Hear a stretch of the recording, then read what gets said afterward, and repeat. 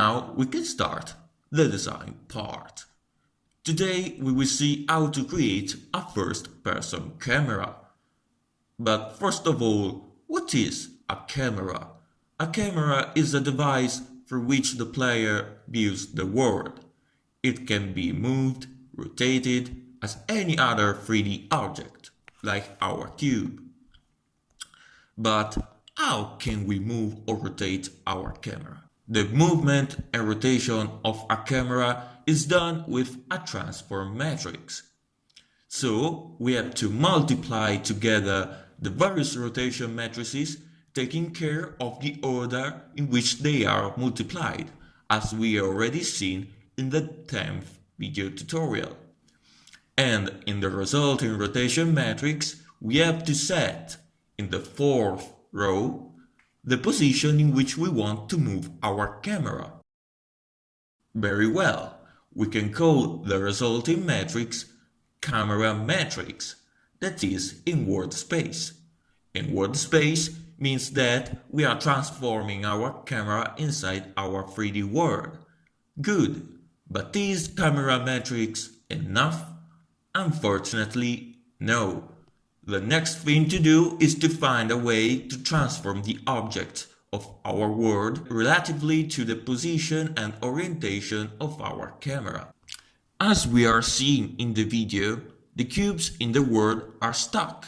Only the camera moves. Instead, in the camera point of view, the cubes change their positions and rotations relatively to the camera transformation. It is said that the object goes from word space to view space when we transform it relatively to the camera. Well, now, how can our object be transformed relatively to the transformation of our camera? This is done by multiplying the transform matrix of the object, in our case the cube, with the inverse of the camera matrix.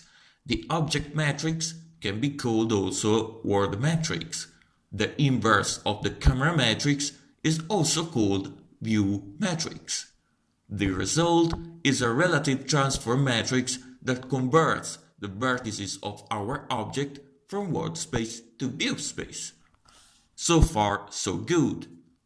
At this point, we have to rotate and move our camera through the usage of mouse and keyboard input events. Let's start with the rotation. In order to rotate our camera, we need to follow the mouse cursor movement.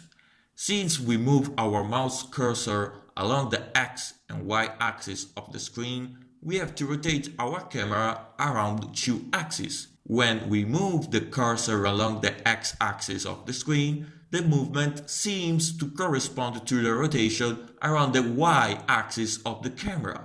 So, we have to rotate the camera around the Y-axis. Instead, when we move the cursor along the Y-axis of the screen, for the same reason mentioned previously, we have to rotate the camera around X-axis. The angle rotation corresponds to the amount of movement of the cursor. Good! The last thing to do is the translation. A first-person camera moves along two main axes, the forward and rightward axis. The forward axis corresponds to the Z axis and the rightward axis to the X axis, as we can see in this image. Well, we have to move along these axes, but how? Through the usage of an important linear algebra formula. In order to move from a current position, that in this case is the current camera position, along a direction axis with a certain amount of distance, we can sum the current position with the multiplication between the direction axis, that can be in our case either Z or X axis, with a t value that corresponds to the amount of distance. To be more clear, here is an example.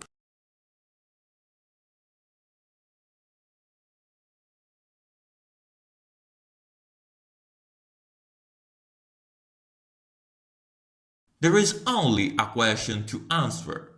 how can we get the Z and X axis of the camera? Let's see this image. Here we have the camera matrix. That is a transfer matrix composed by a rotation matrix and a translation row. The direction axis, in particular the X, Y, and Z axis, are all placed inside of the rotation matrix. Simply as that. So, to get a direction axis, for example the X or Z axis, we have to get respectively the first and third row. Now, we have only to handle the keyboard input events. If we press the W button, we move the camera forward with the procedure just explained. But what if we want to move backward when we press the S button? It is necessary to make the direction axis, in this case the Z axis, negative. This can be done by multiplying it with -1. The same exactly procedure is applied for the rightward or X axis. And that's all. The next very important topic to face is the projection, where we take the vertices that compose our objects already transformed in view space and we project them on a 2D plane, that is, our screen. To better understand what is a projection, it is necessary to introduce the view frustum. As we can see in the image, the view frustum is an imaginary solid that is cut perpendicularly to the viewing direction, and it is also the region of world space that is actually shown on the screen. The closest plane to the camera is called near plane, and farthest is the far plane. The projection works in this way. All the vertices of the objects inside the frustum, after they are transformed in view space, usually inside a vertex shader, they are projected and placed on the far plane. When this transformation takes place, the objects are transformed from view space to clip space. Very well, but how can we project our 3D objects on a 2D screen concretely? Through the usage of projection matrix. Since the making of a projection matrix is a very complex topic that requires an entire video only about it, it will be explained more in detail in the future. For now, we can say that to make a projection matrix, we have to take in mind the type of projection. We have two main types of projection, orthographic and perspective. The orthographic projection is the one we have used so far to render our cube. Through it, we project the vertices of our objects without considering the depth information. As a result, with this projection, we are not able to perceive how far or near we are from objects. The perspective projection, instead, is a projection that works similarly as the human eye. The depth information are considered, and so in this case, distant objects appear smaller than nearer objects. Today we will see how to use the perspective projection matrix. We will explain how it is achieved in the next tutorial. Now we can start the class diagram. In the matrix 4x4 class, we will implement the inverse function, the method to create the perspective projection matrix, and the methods to retrieve the Z and X direction axis. Then we have to add a vector 4D class in order to implement the inverse function for our matrix.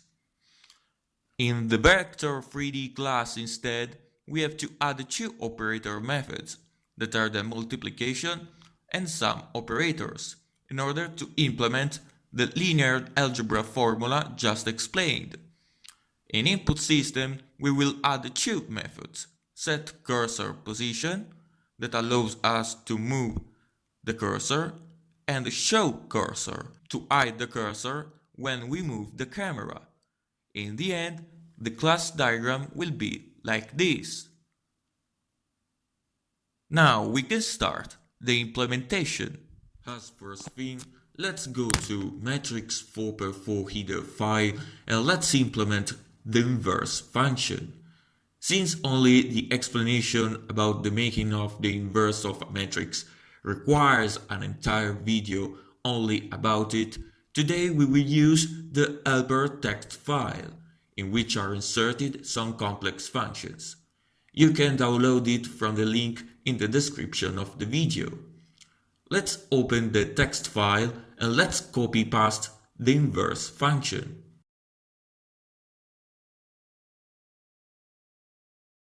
Here we can see that vector4d class and getDeterminant function are missed.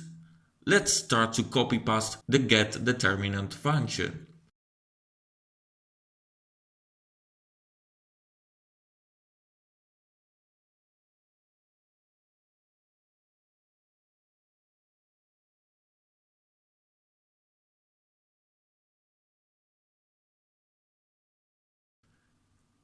Very well, we can go to Math Filter and here let's create a new header file and let's call it vector4d.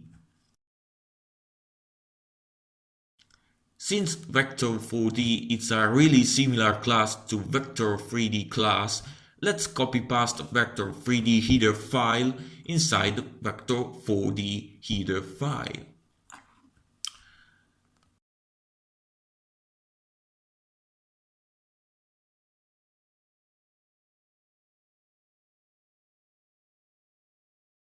Let's change the name of class.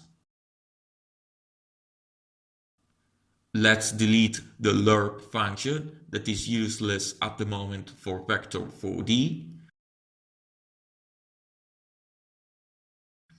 And now we can start to add a new variable w.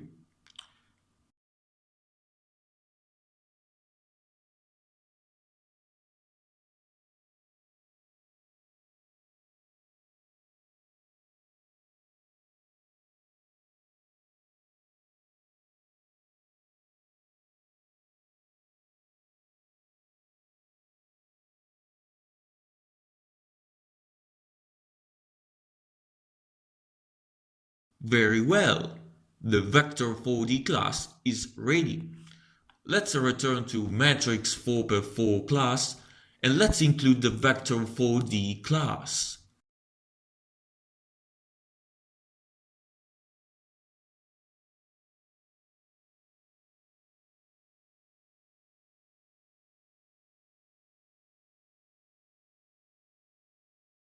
Here it's missing only the cross function in vector4d class. So let's return to helper text file and let's copy paste the cross function inside vector4d.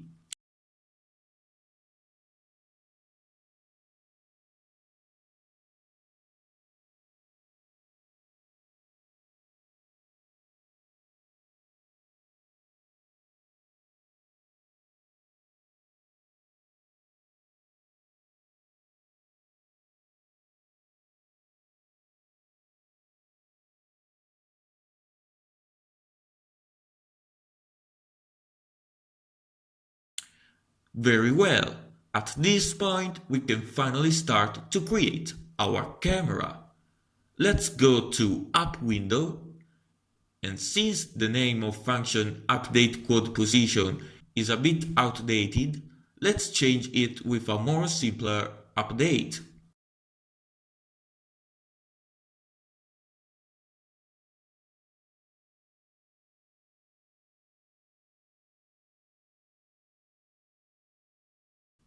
What else? We can start to implement the rotation for our camera. Let's create the camera matrix and let's call it word cam.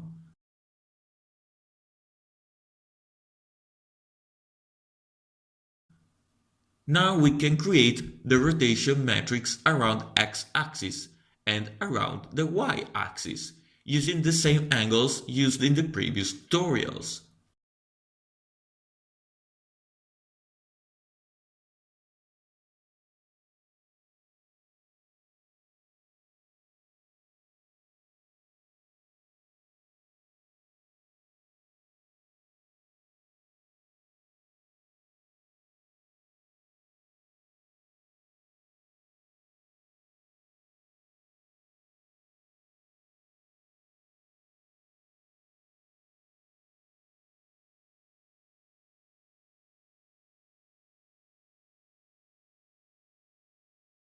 Let's multiply them together with camera matrix.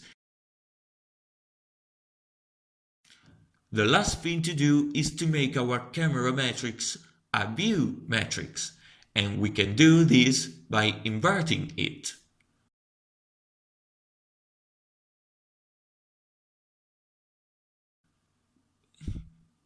Good.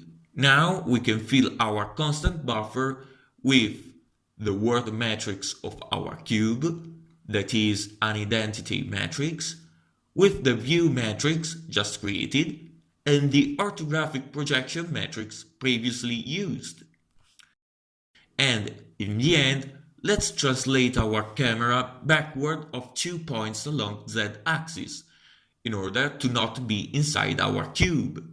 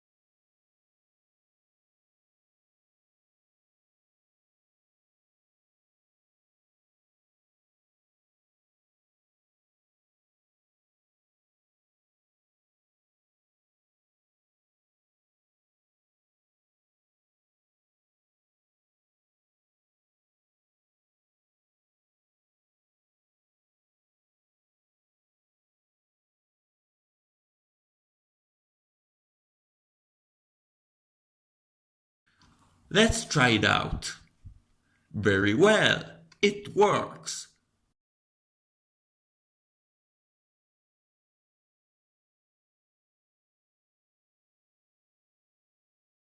But we want a projection that is more in perspective and that can give the illusion to be immersed inside a 3D world. So let's start to implement the perspective projection matrix.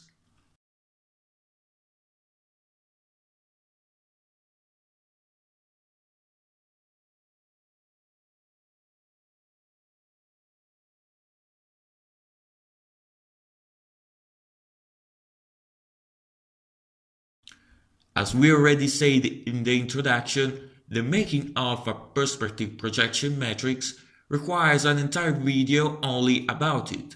So today we will limit us to understand only how to use it.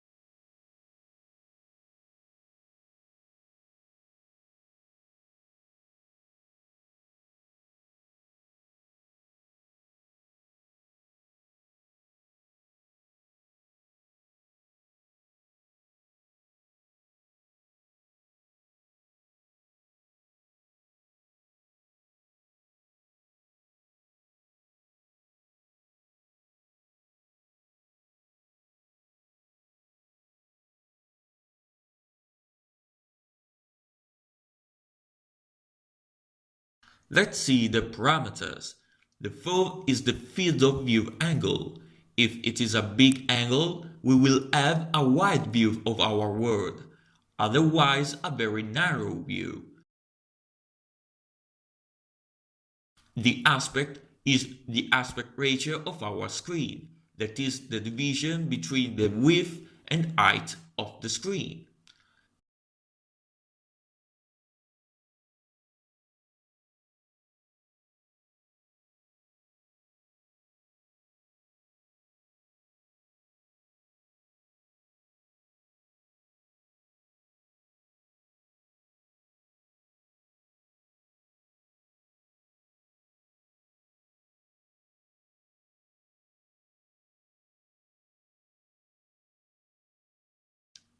The z near and z far are the distances between the origin of our camera and respectively the near plane and far plane along the view direction.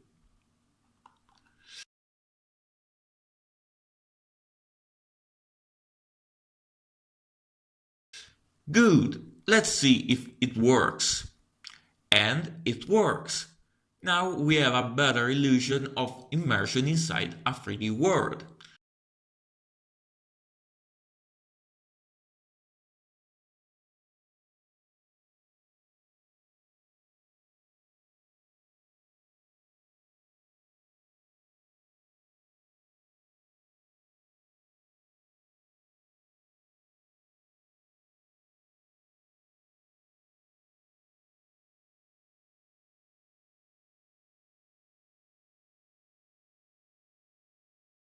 Let's slow down the velocity of rotation a bit.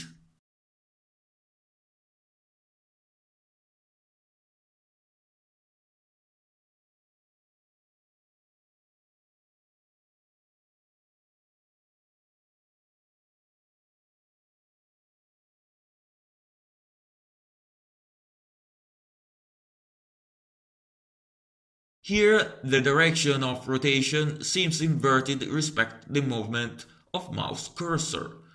So let's go to on mouse move and let's invert the direction of rotation.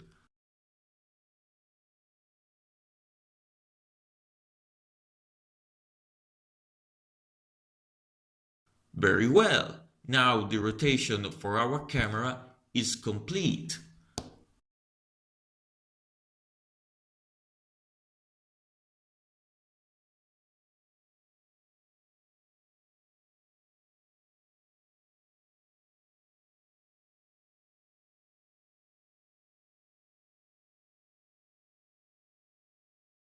It's arrived the moment to implement the movement for our camera. As first thing, let's go to Matrix 4x4 class and let's start to add the get z direction function.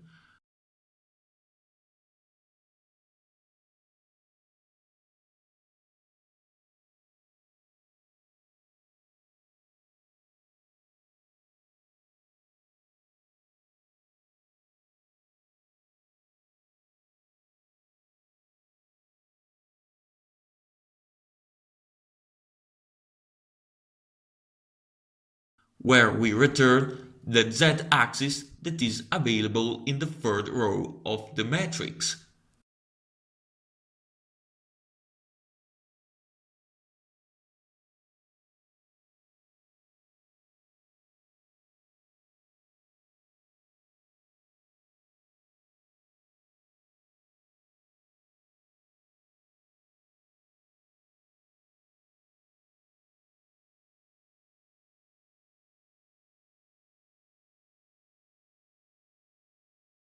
Now let's add the get x direction function, where instead we return the x-axis that is available in the first row of the matrix.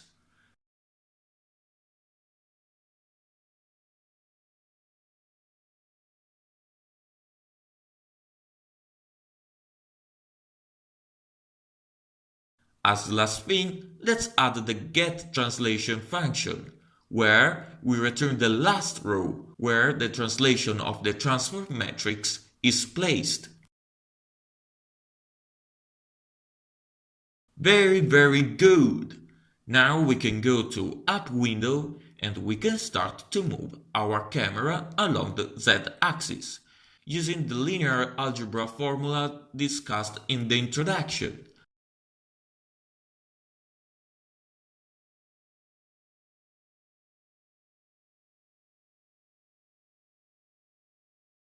As first thing, we need the current camera position, so we have to save it somewhere.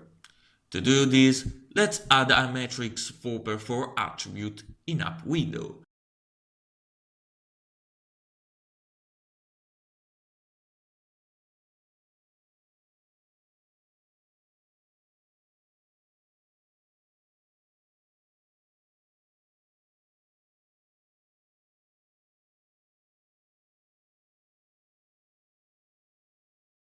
And let's call it word camera.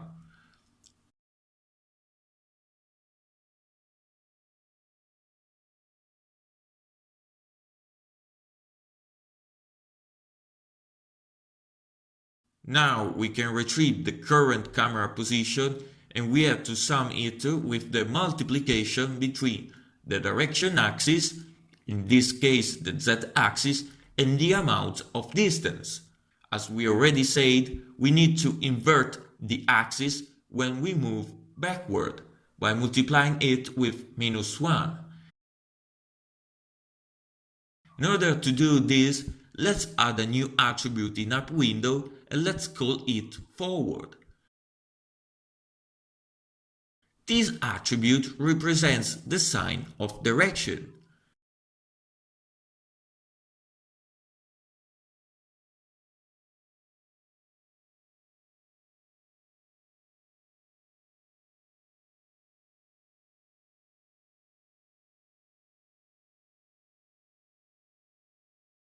When we press W, we assign it a +1 value. That means the direction axis is not inverted, and so we move forward. When we press S, instead, we assign a -1 value, and in this case, we move backward. In onKApp event, we want to stop our camera, so let's give to forward attribute a 0 value. Now we have to simply multiply this assigned value with our direction axis, and as last thing, let's multiply it with the actual amount of distance. Let's choose a 0.3 units as amount of distance.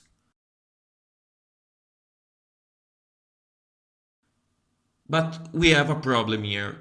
This formula cannot be written in this way yet, because some operators, like the sum and multiplication, are missed inside the Vector3D class.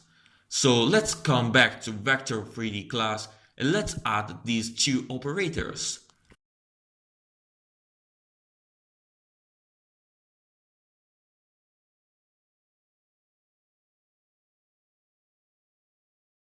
The multiplication operator must return a Vector3D object, and in this case must accept a float as parameter.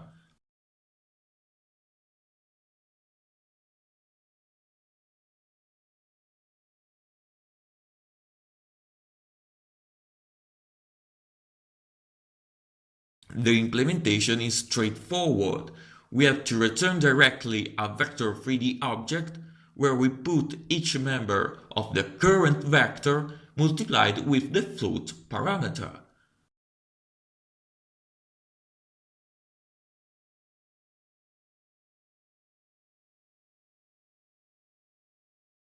Same thing with the sum operator.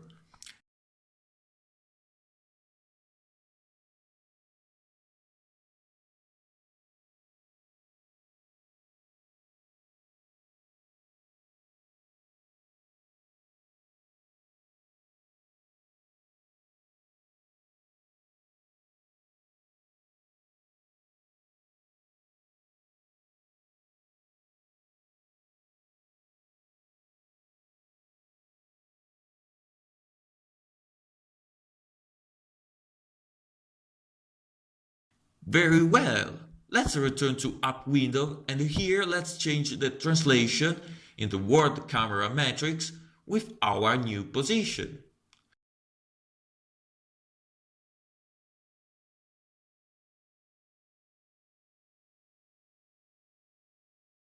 Let's save our just modified camera matrix in the constant buffer, and here we go.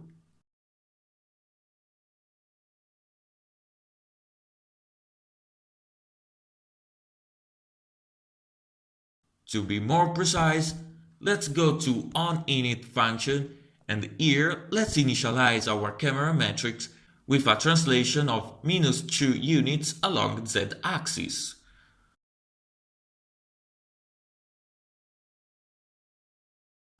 Let's try it. Good! Now we can move inside our word forward and backward along the view direction, that is the z-axis.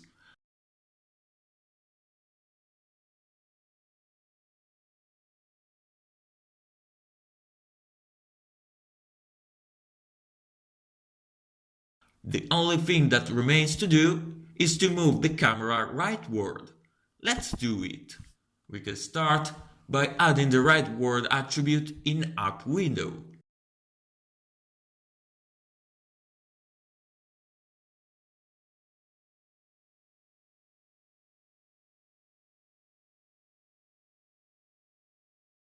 Then in On key down, when we press the D, we move rightward, so the sign is positive. Instead, when we press A, we move leftward, so the sign is negative. In On key up, as a for forward attribute, let's give to rightward attribute a 0 value. We can come back to update function and let's do exactly the same thing we have done for z-axis, but with x-axis. The difference is that now the current position in the linear algebra formula is the position calculated previously along the z-axis.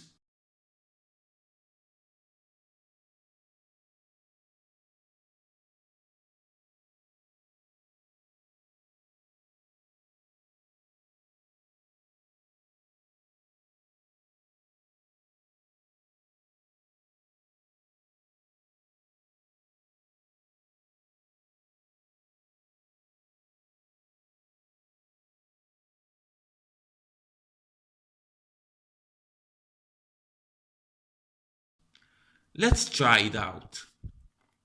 It works! The camera is ready!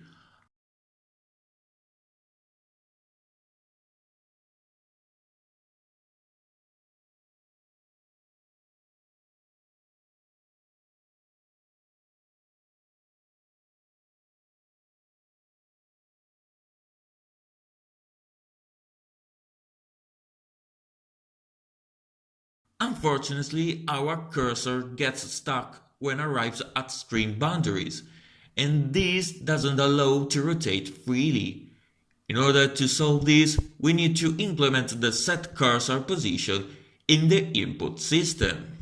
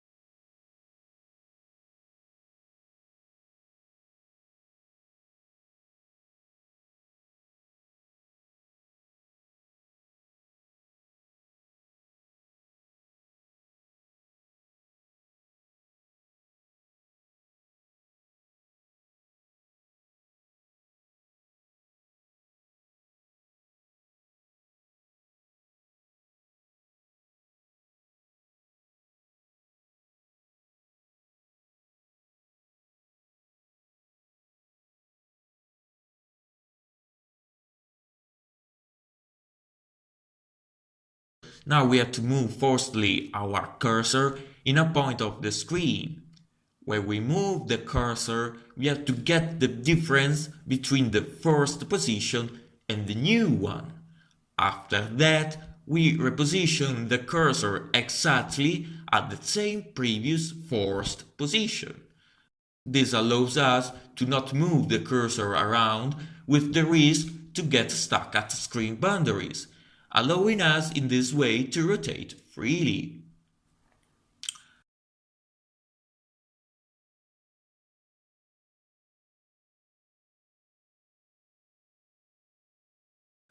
In the onMouseMove function, we want precisely where the mouse cursor is placed, and not simply the delta position. So let's change it.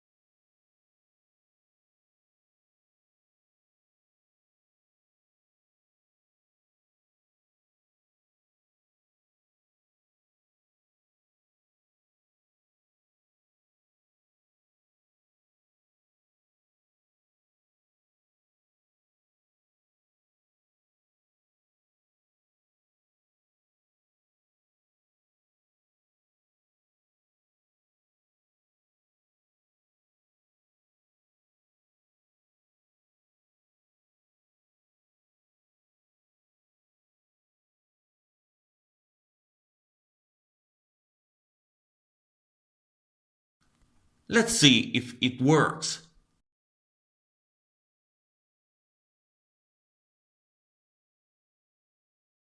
And it works.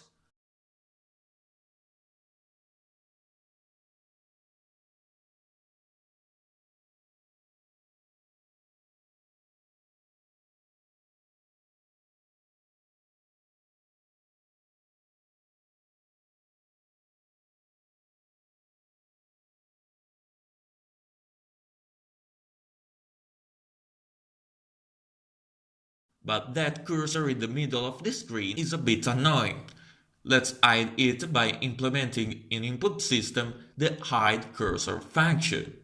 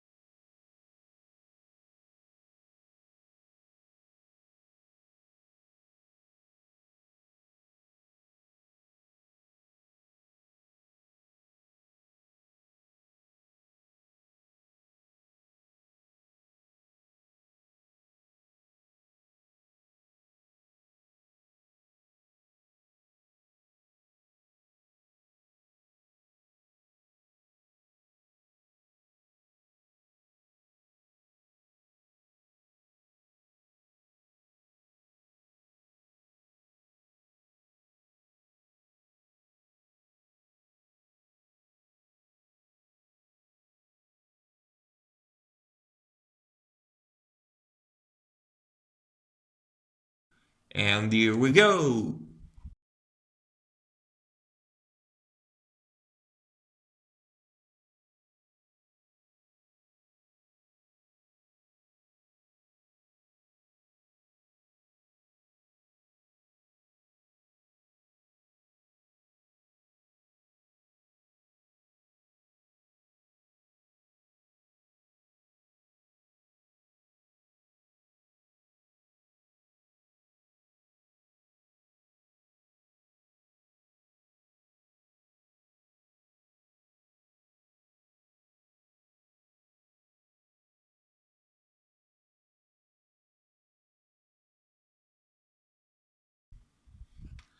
And that's all for now, folks. Today we have seen how to make a first-person camera.